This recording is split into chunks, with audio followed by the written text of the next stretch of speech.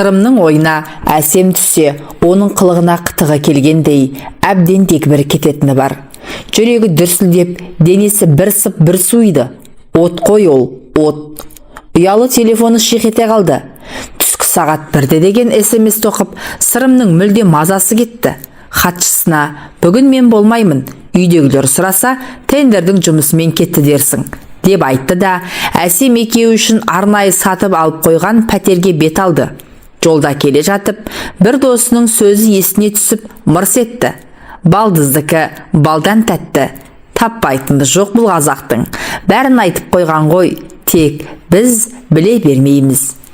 Осы әсем мектепті бітіріп, Әлия ауылдан ертіп келгенде, кіп-кішкентай қыз болып көрінген көзіне, елеген де жоқ басында. Әлия екеуі үйленгелі, үйлерінде кім жүрмеді, қанша қызды ұзатты. Басында екеуі де студент, пәтер жалдап жүргенде, өзінің қарындасы мен Әлияның сіңлілері қатар жүрді. Бір бөлмелі пәтерде солардың ұйықтауын күтіп, сарылып жатқан уақыттарын айтсаңшы. Кейін олардың балаларды жүрді, әйтеуір зырылдап өтіп жатқан уақыт. Қазір ғой, қанша адам жүрсе де білінбейді. 3 қабатты үйден. Санай берсе, бұрын бір бөлмелі жатақханада 7 адам тұрыпты. Ол кезде Әлия қандай еді? Тура осы әсем сияқты жанып тұратын. Жүрегі шым ете қалды. Уәделі жерге келіп тоқтағаны сол еді. Әсем машинаның артқы есігінен кірді де, дереу Сырымның қолын сүйе бастады. Жаным, сағындым сені. Қанша уақыт болды? Әпкем жаныңнан шықпай қойды ғой, деді Әсем Сырымның қолын ұстап тұрып. Қойшы осындайыңды. Бір кездескенімізде көңіл күйді бұзбай. Өзің көріп жүрсің ғой, үйде күнде қонақ. Әлияны емес, қонақты тастап кетіп қалғаным ұят қой, деді Сырым Әсемнің қолын қысып. Иә, енеңмен қайнатаң келіп шыға алмай қалдың ғой. Менің енем мен атам болса, сенің атаң мен әжең. Қой, осы жерде тағы да ұрысып қаламыз. Жүрші, пәтерге барайық. Бүгін түнге дейін уақытымыз бар. Әпкең ағаңның үйіне қонаққа кетті, деді Сырым. Атам мен әжем ағамның үйінде ме? Олар қашан келеміз деп кетті, деп Сырымға сұраулы жүзбен қарады. Білмеймін, ұлының үйінде 1-2 күн жататын шығар. Өздерінің махаббат ұясы деп атайтын арнайы сатып алған пәтеріне қол ұстасып кірді. Қашан көшеде сенімен емін-еркін, жан-жағыма жалтақтамай құшақтап жүреді екенмін, деді Әсем подъезге кіргесін басын Сырымның иығына қойып. Сырым үндеген жоқ. Не дейді? Өзі де білмейді. Махаббат ұясы деп Әсемге арнайы сатып әперген пәтердің кілті екеуінде де бар. Әсем бұл үйді өзінің талғамымен жасаулап қойған. Сырым мен Әсем 2 жылдан бері түскі астарын осы жерде ішіп жеп, сағыныштарын басып кетеді. 3-4 күн бойы үйде көздермен ғана аймаласып, ойша ғана бірін-бірі сүйіп құшып жүрген ғашықтар есіктен кіре сала жабыса кетеді. 20-ға енді толған қыздың денесі қандай, талшыбықтай майысып, ермесіңе қоймайды. Сырым жас қыздың махаббатына мас болып үнсіз жатты. Әсемнің өзін ерекше сүйетініне көзі әлде қашан жеткен. Ас үйде әндетіп шай қойып жүрген Әсемге сүйсініп қарап жатып ойға шомды. Балдызы екеуінің қарым-қатынасы туралы ойлай бастап еді, жүрегі құрғыр тағы шым ете қалды. Күннен күнге Әлия екеуінің арасы суып барады. Үйде жүрген кезде Әлияны еркелетіп, ең болмағанда қолынан ұстайын десе, қастарында жүрген Әсемнен батпайды. Өз үйінде өзі ұрлық жасап жүргендей, қатынына жолаудан қалды. Әлия екеуінің анда-санда шүйіркелесіп отырғанын көрсе бітті, Әсемнің мазасы кетеді. Түскі кездесу ұрыс-керіс, жылау-сықтаумен аяқталады. Әлияға сіңліңді бөлек шығар десе, кіп-кішкентай қызды жалғыз қайда шығарамын? 3 қабатты үйден бір бұрышыңды қимайсың ба деп, ертең ағам сөйлемей ме деп, ол әңгімені тоқтатып тастады. Қайнағасы келген сайын, Құдай бізге сендей күйеу баланы бергеніне рахмет. Қыздың оқуын төлеп те жатырсыңдар, үйлерінде тұрып та жатыр. Ауылда отырып қызымыз не болды деп қайырмаймыз да уайымдамаймыз, рахмет деп кетеді. Ал бұл жүр, не істерін білмей басы қатып. Басында жеңіл қалжыңнан басталған балдыз бен жезде ойыны енді міне өзінің ойынша өмірлік машақатына айналып тұр. Тұрыңыз жезде, шай дайын, деді мазақтай кірген әсемді қолынан ұстап өзіне тартып еді, ол да құшағына құлай кетті. Күндегідей асығыс емес. Бүгін екеуі де еркін. Түнге дейін уақыт бар. Әсем кеше атаммен әжеммен бірге ағамның үйіне барамын деп Әлия әпкесінен сұранып кеткен. Кіші қайнысының үйі маңайда, балдызын кештетіп апарып тастаса болды. Ешкім де күдіктене қоймайды. Ал Әлия бүгін мұны іздестірмеуі тиіс. Екеуі шай ішіп, жаңбырдан кейін шайдай ашылған алматының ажарына терезеден қарап отырып, өздерін бақытты сезінді. Бірақ бұлардың тып-тыныш, емін-еркін отырыстары ұзаққа созылмайды. Әсемнің ойына әпкесі түссе бітті. Түр басы өзгеріп, жездесін қызғанып, жылап-сықтап мазасын кетіреді. Ол сондай ұрыстардан кейін осымен бәрі бітті деп қанша айтты? Қайдан? Үйінде ары-бері көз алдында көлбеңдеп, тәтті қылығымен мұны өзіне тез-ақ тартып алады. Әпкесіне осының бәрін қалайша сездірмейтініне сырымның таңы бар. Не дегенде де балдызының жап-жас тәнін тез-ақ сағынып қалады. Әлгіндегідей ұрсудан соң сенің қатының болса, менің баратын жерім бар дегендей кейіп танытып, қызғанышын оятып мазасын қашырады. Ақыр өзінің қалай әсемнің қойнынан шыққан білмей қалады. Көзден кетсе көңілден кетер ме еді. Бірақ әсем 12 ай бұның үйлерінде. Жезде, осы жүрісімізді бір күні әпкем біліп қойса қайтеміз? Қойшы әсем, сен де айта береді екенсің. Ол қайдан біледі, егер сен өзің айтып қоймасаң? Қашанға дейін осылай тығылып жүре береміз? Біліп қояма деп қатты қорқам. Ойласам, өле салғым келеді. Қай Құдай мені сенің үйіңе алып келді екен? Әсем, осы күнді ұрыспай, ренжіспей өткізейікші. Қанша күннен бері сенің есіңді сағындым. Саған айтуға оңай. Мен күнде Құдайдан әпкем біліп қоймаса деп тілеймін. Бірақ сені көрген кезде өзімді ұстай алмай қаламын. Мен де ұсталып қалып, елге қарабет болам ба деп қорқамын. Басқа қыз жоқ па, дейді ғой естіген жұрт. Құшағындағы қызды құшақтап жатқан сырым негізі өзіңнің ешкімнен қорықпайтынын, тек балаларының көңіліне қаяу түсіргісі келмейтінін ойлап жатты. Қасындағы кәсіпкер досы Ерлан да тоқал алып алған. Бірақ бақыттан басы айналып жүргенін көрген жоқ. Бәйбішесі Ерланмен мүлдем сөйлеспейді. Балалары әкесінен көңілдері қалып, бізді бір қатынға бола тастап кетті деп өкпелеп жүр. Тек ақша керек болғасын ғана бәйбіше де, бала да кетпей отыр. Ал тоқалынан бала туып, бәйбішемен басқосудан басқа тірлігі жоқ. Анда-санда кездесіп сөйлесе қалсаң, біздің баламыз екінші сорт, бірінші орында бәйбішенің балалары. Бұл кісінің ойында солар ғана деп зарлайды да отырады. Бүгінде Ерлан өліп өшіп алған тоқалынан безіп отыр. Қазір екі қатынға да қарамай, кездесе кеткен қызбен сыртта көңіл көтеріп жүр. Ана жолы бұл, әсемді алам ба не істеймін деп Ерланға ақыл қос деген кезде Ерлан: Сіреке, менің ақылымды тыңдасаң, бір қатынмен ғана өмір сүруге екен. Сонда адамның көңілі орында, өмір тыныш өтеді екен. Жүрме демеймін, жүр. Бірақ тоқал алып, онымен бақытты болып кетем деп ойлама. Бір-бірінен қызғанып, шақшадай басыңды шарадай қылады. Не қыласың, деді. Бірақ әсемнің жөні басқа сияқты. Өйткені ақшаға бола жүр дейін десе, әпкем біліп қояды деп бір тиын алмайды. Әпкесі берген тиын тебенге қанағат етіп жүре береді. Сырым осы жасқа дейін етегіне намаз оқып жүрген жоқ. Талай қызбен жүрді. Әлия бірін білсе, бірін білмеді. Бірақ сол қыздардың біреуі де бала сүйіп, осы менің некелі жарым болсын деген ой келмепті. Әлия ауылына тойға кеткенде, сырым жұмыстан шыға алмай үйде қалып, әсемнің қойнына кірген күннен бері тоқал алсам деген ой басынан шыққан емес.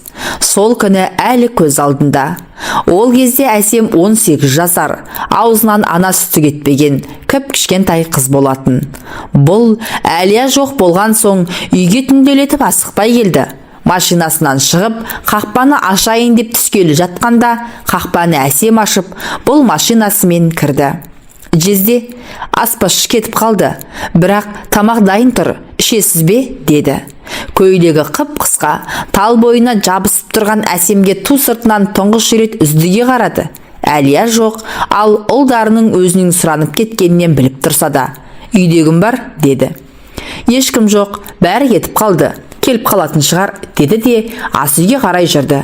Сырым да артынан келе жатып, Әсемнің қыз ретінде уылжып пісіп тұрғанын көрді. Қай шайтанның түрткені белгісіз. Тамақ ішіп отырып, Әсем, шарап ішейік, деді. Бетіне аңтарыла қараған Әсемге ешкім жоқта жездемен балдыз болып, бір стаканнан ішсек, ешкім сөге қоймас, деп ең жақсы градусы көптеу шарапты көтеріп келді. Шарап та бітті, бұл да өрекпіп, күйіп жанып тұрған қыздың қойнынан бірақ шықты. Жуынып, есін жиғасын Әсем, бірінші түнді сізбен өткізсем деген арманым орындалды, деді. Жылап еңіреп, есімді тандыратын шығар деп қорқып жатқан Сырым таңғалғаннан төсектен тұрып кетті. Сөйтсе Әсем Алматыға келмей тұрып ақ бұған ғашық болып қалған екен. Әлия екеуі жас кездерінде қайын жұрттың жақсылығы мен жаманшылығынан қалмайтын, ел жейтін, нан таппай отырған сол кезде бұлар шетелдік машина мініп, шырттай киініп ауылға баратын. Әрине, ешқашан құр қол барған емес. Әлия барлық туған тұныстың жоғын түгендеп, Алматының базарын көшіріп баратын. Әсемнің бала кезінде елдің бәрі Әлияның бағы бар, Сырым жігіттің серкесі ғой, деп ауыздарының суы ағып мақтайды екен. Ел мақтаған жігітті қыз жақтаған деп бекер айтылмаса керек. Әсемде ес білгелі жездесіне ғашық болған көрінеді. Өйткені жездесі өзі көріп жүрген ауылдың жігіттеріне мүлдем ұқсамайды. Сымдай тартылған, ине жіптен жаңа шыққандай костюм шалбар киіп, галстук таққан, қымбат машина мінген жігітке ауылдың талай қыздарының көзі түскен. Оған Әсемнің көзі куә. Іштей жақын туыс сынайтын жездесін сол кезде тұңғыш рет қызғанып еді. Сондықтан оқуын бітіріп Алматыға келгенде әпке жездесінің табалдырығын өрек бөлі көңілмен аттады. Әсем мектеп бітірісімен Алматыға асыққан. Алматыға келген соң ғашықтығы тіптен асқына берген. Өзінің сөзімен айтқанда жездесі балдызына бір жылдай қарамаған, елемеген сияқты. Сол күннен басталған ынтызарлық түгел іскемек түгелі гүлдеп те келген. Сырымның түсінгені жап-жас қыздың ғашықтығы еріксіз баурап алады екен. Бұрындары көрінген қызға қарындап, көне қалса бір жата салатын Сырымның қазір бар ойы ынтасы да Әсем. Бір күн көрмесе ақыл естен айырылатындай халге түсті. Таң атаратпастан SMS келді. Күтемін депті. Сырым бұл SMS-ке таң қалғаны сонша ертеңгі асты іше сала жұмысқа бармай, Самалық Шам ауданындағы өздерінің махаббат ұясына келді. Әсемнің бостан-босқа SMS жазбайтынын Сырым білетін. Әртүрлі оймен миы қатып, машинаны әрең айдап келді. Қоңырауды басып еді. Әсем бұны есіктің алдында күтіп отырғандай тез ашты. Көзі жылағаннан ісіп кеткенін көріп, Сырым, не болды, тыныштық па? Дегені сол еді. Әсем мұны бас салып құшақтап, енді не істейміз деп аңырай жөнелді. Дегенде шошып кеткен Сырымға Әлия біліп қойды ма деген ой келді. Бірақ қазір ғана үйден шықты ғой, тып-тыныш еді. Тағы не болды сонша, таң атпастан ойбайлап, деді дәлізден ас үйге қарай жүріп. Мен қарабет болдым, екі қабат болып қалдым, деді артында келе жатып. Сырым ас үйдегі орындыққа әрең жетті. Артына бұрылып жылап тұрған Әсемге қарауға дәті бармады. Балдызымен кездескелі осы сөзден қорқып келген Сырым бұрындары мұндай ойдан аулақ болуға тырысатын. Бәрін ақыл таразасына салып, әр қадамын ойлап басамын деп жүрген Сырым мықтап шатасқан сияқты. Әсем, сәл сабыр етші, қашан білдің? Шынымен екі қабатсың ба? Сақтанып жүрмін дегенің қайда?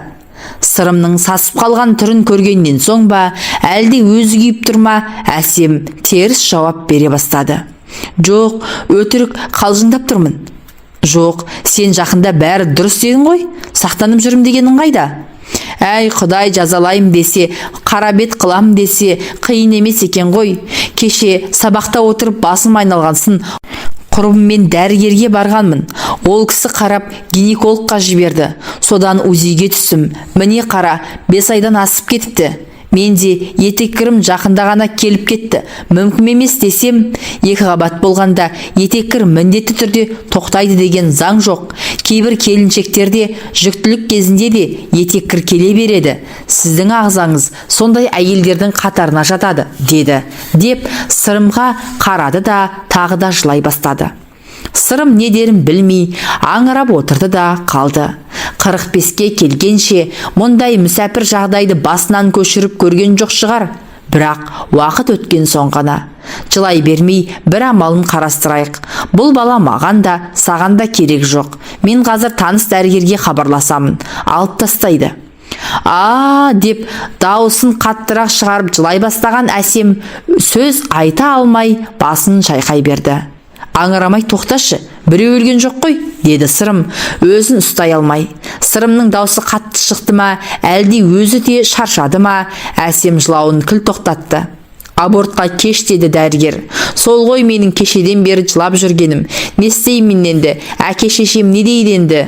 Жылай бермеші жаным, сен маған сенесің ғой, мен өзім бәрін шешемін.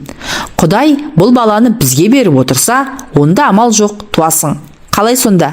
Әли әпкемді қайтеміз? Бір мәнісі болар. 2-3 күнде бір шешімге келермін. Сен оған дейін осы үйде жат, әпкеңе бірдеңе дей сал, деді де, өзі де отыра алмай жұмысқа кеттім деп шығып кетті. Басқа қызға осылай ғашық болса, ешқандай ойланбастан Әлияны тастап кете беретін еді. Ал ол екеуі бір үйдің қыздары болып тұр ғой. Қайнағасы естісе не болар екен? Өзі сондай адал, өмір бойы мектепке сабақ беріп, шәкірт тәрбиелеп, біреудің ала жібін аттамаған жан. Қарындасы екеуі үйленгенде бұларға ең көп қолдау көрсеткен де қайнағасы. Ал мұның істегені мынау. Басқа адам болса, Сырымның байлығына қарап, я дей салар ма еді. Бірақ қайдам, басқа көнсе де қайнағасы көнбейді ау. Жазғы демалыста жақындап қалды. Әсемнің де ауылға демалысқа баратын мерзімі жақын. Ал бармаса қалай болады? Сол үшін Әсемді шетелге жіберу керек. Басқа амал жоқ. Басы қатып не істерін білмей келе жатып еді, бизнестегі серігі 5 жыл жатақханада бірге тұрып, жартынанды бөліп жеген Ерлан телефон соғып, қанды көйлек досым-ау, қайда жүрсің? Келсеңші, біз де мына жерде демалып отырмыз, деді. Іздегенге сұраған дереу келсе кетті. Әлияға хабарласып, мен іздеме, мен жұмыстармен жүрмін деп айтты да телефонын сөндіріп тастады. Алматыда басталған тойлау Үрімжінің моншасымен аяқталды. Қытайдың қыздар массажды қалай жасайды десең шіркін. 2 күн Қытай елінде жатып, мүлдем ұялы телефонын қоспаған Сырымға келесі бөлмеде жатқан досы Ерлан келіп, тез Алматыға қайту керек, деді де ұшақты дайындата бастады. Не болды? Деген Сырымға досы келте жауап қайтарды. Барғасын айтамын. Дегесін Сырым ұшақта отырып, алып отбасының жағдайын ойлай бастады. Әсемді Испаниядағы үйге жіберемін, ақыр ол бос тұр, оқуын шетелде жалғастырып жатыр деймін деген оймен емін-еркін отыра бергенде Ерлан: Нұреке, жағдай қиын болып тұр. Жаңа көмекшім хабарласты. Әсем өзін-өзі өлтірмекші болыпты, деді. Не дейсің? Қорқпа, кірі. Бірақ бүкіл ел сенің махаббат хикаяңды естіпті. Әлия адвокат жалдап ажырасамын деп жатқан көрінеді. Қайнағаң ауруханада комада жатыр екен, деп бір тоқтады. Сырым тура қорқынышты түс көріп отырғандай есі шықты. Бәрі түс болса ғой шіркін. Ереке, не ақыл қосасың, деді, басқа сөз аузына түспей. Қой дегенге көнбедің. Енді сенікі дұрыс болмады деп саған ақыл айту кеш. Жағдайға қарай көресің. Басқа көнсе де қайнаған көнбейді ау. Менің ақылымды тыңдасаң, Әлияның ашуын бас. Әсем қайда кетер дейсің? Қалай? Өз сұрағына өз жауап бере алмай отырғанда досы қалай жауап берсін? Ұшақтың терезесінен жерге қарады. Балаларым не деп жатыр екен? Ұшақ Алматының әуежайына келіп тоқтаған соң Ерлан: Сіреке, ер жігіттің басына не кетпейді. Қатын жолда, бала белде, осыны ұмытпа. Керек болып жатсам хабарласарсың, деп қош айтысып көлігіне мініп кетті. Сырым қайда барарын білмей, машинасында біраз ойланды. Үйге барсам, Әлия не дер екен? Құтырған қақпас, менің сіңілімнен басқа қыз таппадың ба дейді ғой. Ал Әсемге барсам не дер екен? ары-бері ойланып үйіне баруды жөн көрді. Неде болса да басын шешіп алған дұрыс қой. Ұшақта ұшып келе жатқан сияқты. Жер картадағдай телім-телімге бөлініп көрініп тұр. Көзін қайта жұмды. Ұшаққа ұқсамайды, тым-тырыс. Жайлап көзін қайта ашты. Төменге жерге емес, аспанға, үйдің төбесіне қарап жатыр екен. Жердің картасы сияқты көрінген аурухананың төбесі болып шықты. Дауыстап біреуді шақырайын деп еді, деген дыбыстан басқа ештеңе шығара алмады. Аяқ қолын қозғап көрейін деп еді, мүлдем сезбеді. Дауысын естіді ме, әлде өздері тексеруге кірді ме, бірнеше дәрігер палатаға кірді. Сіреке, бізді естіп тұрсыз ба? Деді көз таныс дәрігер төсегіне жақын келіп. Туыстарын шақырдыңдар ма? Тепсе темір үзетін жігітке обал болды. Алып кетеміз десе алып кетсін. Бәрібір жағдайын жеңілдете алмаймыз, деді бір дәрігер. Өзара бір-біріне медицина тілімен сөйлесіп, бастарын шайқап шығып кетті. Маған не болды дейін десе, тілге икем келмей қойды. Дәрігерлер шығысымен Мейірбике кіріп, дәрі-дәрмегін құя бастады. Сырым Мейірбикеден мен қайдамын деп сұрайын деп еді, деген дыбыстан басқа ештеңе шықпады. Мейірбике түсінді ғой деймін. Сіз қалалық хирургияның жансақтау бөліміндесіз. Құдай сақтап, жаныңыз аман қалды. Бірақ инфаркттан кейін оңалуға уақыт керек. Сондықтан сөйлей алмай жатырсыз. Дәрігерлер аяқ қолыңыз жансызданып қалды дейді. Қарындасыңызға хабарластым, келіп қалар, деді де ем-дом жасап шығып кетті. Бәрі ойына түсті. Жүрегі құрғыр тағы да қыса жөнелді. Дәрігерлер қанша айтты, семіздік қан қысымын көтереді, ал ол айналып келіп жүрекке салмақ түсіреді деп. Тыңдады ма? Және соңғы күндері басынан өткен оқиғаларды ешкімнің басына бермесін. Жүрегіне жақын адамдардың бәрінен бір-ақ күнде айырылды. Бөлмеге қарындасы кірді. Аға, қалыңыз қалай? Деді көзіне тіке қарай алмай. Сырым қарындасының неге бетіне қарамай отырғанын да жақсы түсініп тұр. Бірақ қолдан келер шара бар ма? Дәрігерлер не дейді? Деп сұрағысы келіп еді, бірақ дегеннен басқа дыбыс шықпады. Аға, жүрегіңіз ұстап қалғанда қасыңызда ешкім болмай, көмек көрсетілмей көп жатып қалыпсыз. Ертеңгісін ашпасы келгенде ғана дәрігер шақырған. Ал үйдің күзетшілері кірмеген. Сіз қатты мас болған көрінесіз. Олар ұйықтап қалды деп ойлапты. Дәрігердің айтуынша, сіздің денеңіз жансызданып қалған. Емделуге шетелге апарайын десем, сіздің қан қысымыңыз ұшаққа жарамайды екен. Әлия жеңгеме хабарласып едім. Ағаң өліп қалса да бармаймын деді. Аға, өз өміріңізді сонша құртатындай не болды? Деді қарындасы, көз жасын көрсетпеу үшін теріс айналып кетіп. Сырым бүрісіп теріс қарап жылап отырған қарындасымен қосыла жалағысы келді. Қарындасы айтқандай, Сырым өз өмірін өз қолымен тас-талқан етті. Әлия мен балалары бұны кешіре алмады. Шетелде оқып жатқан үлкен ұлмен бірге боламыз деп, екінші ұлды да алып, Әлия бір жолата шетелге кетіп қалды. Әсемнің қайда екенін білмейді. Әкесі қайтыс болғасын, жездесімен кездеспейтін болған. Қаңыраған зәулім сарайда жалғыз қалған. Сырым өмірі қиыншылық көрмеген жігіт еді-ау. Әкесі совхоздың директоры болды. Сондықтан бала кезден не ішем, не жеймін деп ойлап көрмеген. Жалғыз ұл деп Мәскеуде оқытты. Кеңес одағы сауда жасауға, кооперативке қалай еркіндік берді, солай Сырым миллиардтап табыс таба бастады. Қазақстан тәуелсіздік алған кезде Сырым миллионер емес, миллиардер болған. Содан бері тасы өрге домалаған жігіт, міне, ешкімге керегі болмай, ыңылдап, төсекте таңылып жатыр. Әсілі қазақ балдыздікі балдай, балдыз балдан тәтті деген сөздерді жиі айтады. Ойнас оттан да ыстық, ойнастығы керемет. Махаббат ойнастан құралған. Бірақ мұның бәрі өзіңнің әйелің, өзіңнің отбасың, ошақ қасың, бала шағаларыңа жетпейді екен. Шынында сырым кімді сүйді? Әсемді ме, Әлияны ме? Әлбетте, Әлияны сүйді. Ал Әсемдікі жай көз бояушылық, тыйым салынған жеміс тәтті көрінеді, деді. Жанар Әбдішева, Мың бояулы дүние.